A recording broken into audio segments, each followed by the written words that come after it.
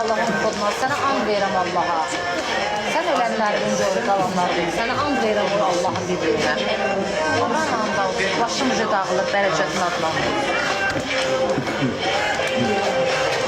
Sən də deyirəm, Qurana and olsun ama her gün bu izleyiciler için biz pulsuz konsert verir ki bu günlərdə. Ölüblər öldürdüyüm. Tamam Rüstəmə gəlib başı dincəlsin. Bu ev Bu nə daxil, nə oxuyur? Ay Allah. Çox sağ ol. Öldük gülməkdən, bu nədir? Qırılmışların səsi götürüb aləmi. Oyda. Sən öldürəm 2 gün özümə gəlmərəm həmən. İki gündür her gün yazdık bir de naftan yapıyor yok öyle.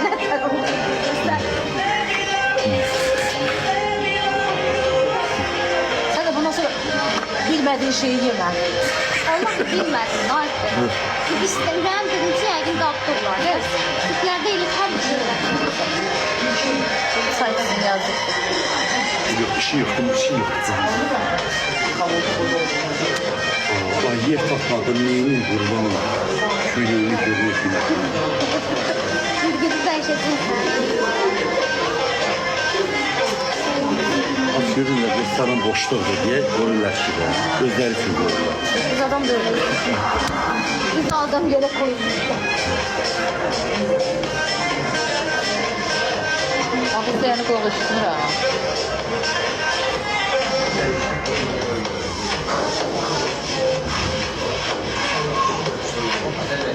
Məsləhət görmürəm. Ne yazırlar musiqi saçma seçmiyor. Deyim mən. Yox, demə.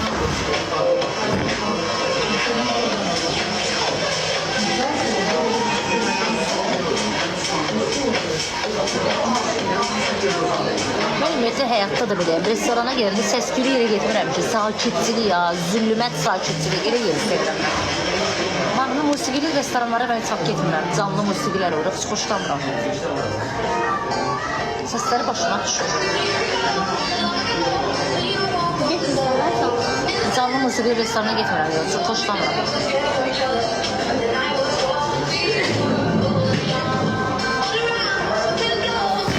Kimsə yanımdan da olsa qorxudan, kimsə 5-6'sını yedi, hə? 5-6'sını qorxudan yedi ama.